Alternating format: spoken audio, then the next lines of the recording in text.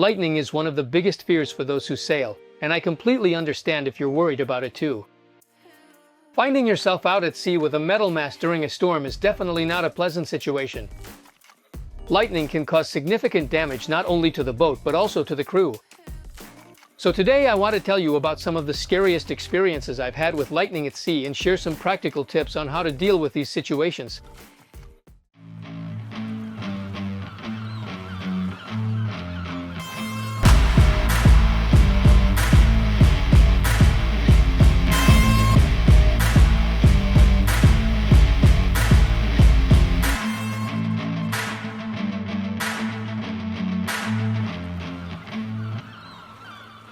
First time I almost got struck by lightning was in Colonna Bay, on Kythnos, in Greece. I still remember that moment. A lightning bolt struck right behind the boat next to mine. It was truly impressive. The second time, due to inexperience, we ended up right in the middle of a group, just outside the port of Piraeus, caught in a sudden and extremely violent storm. The first gust of wind reached 48 knots, and the wind kept getting stronger for an hour. Inside the squall, the sky was a deep, almost surreal purple, and as the lightning struck, I could hear the radio communications on the VHF. These lightning strikes were causing small fires to break out on board the ships. Port Genoa. One very important thing, HiNelson Academy is a free service for enthusiasts, but also for anyone who wants to get into boating in general. So if you haven't done it yet, subscribe to the channel and click the notification bell. That way, you'll stay up to date with every new release, and you'll also help us keep our already large community active. Last year, in 2023, in Corsica, we were hit by a medicane, a Mediterranean cyclone. Extremely strong gusts of wind and lightning everywhere. It was a terrible night, but we were quick enough to film it, and here it is. It feels like winter sailing today, even though we're not moving, because there's the super strong Mistral wind, but a different weather front is coming in. There it is, there it is. The sea is a real spectacle when it's like this. We're on gust watch. That's true. How strong was the last gust? Over 40 knots, more or less. Why? Because basically you could see the foam, the white. The water that. The water was turning to spray. Exactly.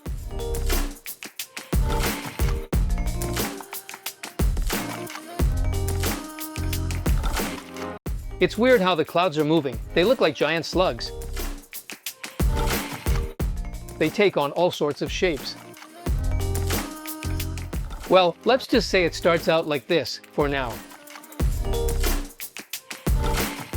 We're currently in the beautiful area of Piraeus, and I believe the large catamaran anchored right next to us has just let out an impressive amount, like 600 meters of its anchor chain. Oh well, that's quite a lot. We just did the story earlier. That's when it all started. Unbelievable. There are still 40 knots, maybe more. The boys here are putting on a chain. If that guy had arrived during the day and we'd seen him coming, I think we'd have been pissed off. It's giant. Leilani is also here helping me manage the storm. But the lightning that struck us closest was in Porto Azzurro, on Elba. It hit the boat next to ours. We heard a really loud bang right above us, right after a hailstorm and a heavy downpour.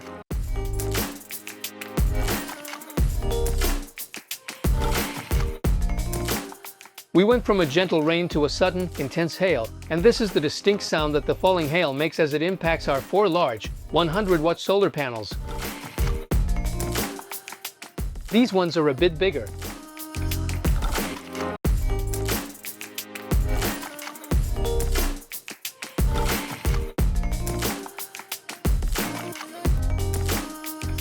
The lightning storm is passing right above us. It should last about half an hour like this. And this is the boat too. It's beautiful, but you're always a bit afraid that a lightning bolt will strike your nice little aluminum mast. One just struck right above us now. I saw it. It was really red. And they're all striking really close by. I actually saw the red from the room, the sparks. So it struck here. It's right next to us. The next morning, my neighbors told me that the damage was extensive. The electrical system was completely fried. So last night there was this huge storm, and at one point I saw a massive lightning bolt that turned everything red, and I thought I saw sparks, and in the end, I really did see the sparks. Basically, the lightning struck this tree 3 boats down from ours. What happened? It blew everything up. The top of the mast is completely gone. See, there's nothing left, just the anemometer. And these pieces we found on the deck this morning, they're parts of the masthead from the boat next to us. Poor Sanus over there. That evening, just imagine, I was supposed to leave for Sardinia, and in the rush I forgot to check the lights. Night fell, and I realized I didn't have the stern light or the red one on the left. Luckily, we had some spare lights.